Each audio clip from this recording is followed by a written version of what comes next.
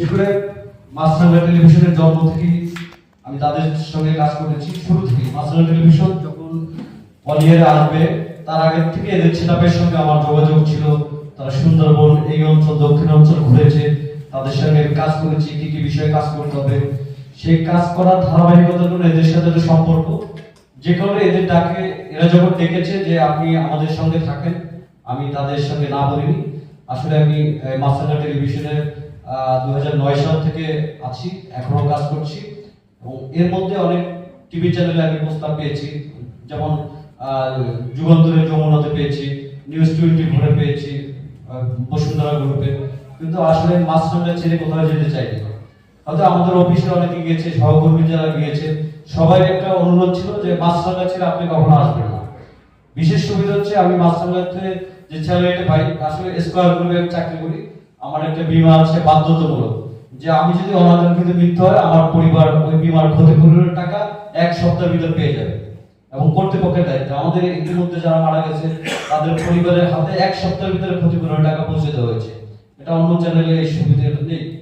Even আমার মাসের 1 তারিখ, 30 তারিখ বা শুক্রবার বা শনিবার হলে 28 তারিখে বেতনটা ব্যাংকে পে করে, একটা সুবিধা। বিশেষ করে হচ্ছে আমাদের নির্দেশনা আছে, সেটা হচ্ছে খারাপ ধর্ষণ, খুন, রাহাজানি, মানুষের ক্ষতি, হানাহানি, এর দেখতে দেখতে মানুষ একটা মানে টিভির সামনে বসতে চায় না।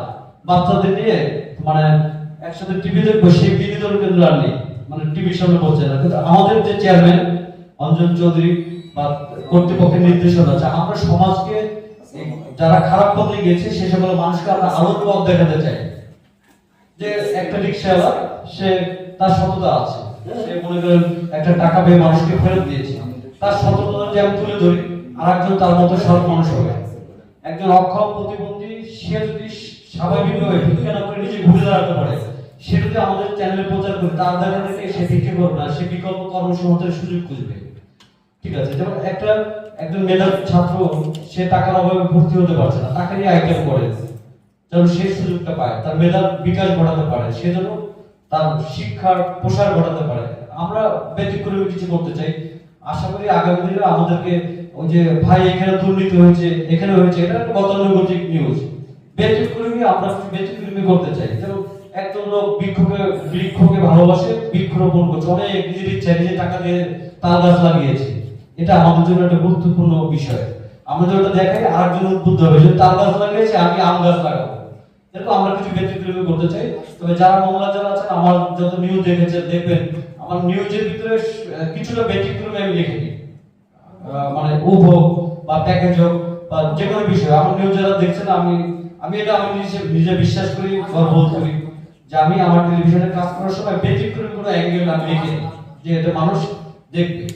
যেমন আমি যুগান্তরে কাজ করি, তো অনেক পত্রিকা আছে, তারপর এক সময় দেখছি যুগান্তর খুঁজছে যুগান্তর কি লেখা হয়েছে, আমি যুগান্তরের কিছু আলাদা লিখতে চাই, গতানুগতিক কিছু না, একই ঘটনা একই খবর, কিন্তু আমার লেখায় একটু ভিন্নতা আমি রাখতে চাই, এটা চেষ্টা করেছি। আমি সাংবাদিক আছি প্রায় আজকে 2006 সাল 2005 সাল থেকে আছি, এখনো আছি।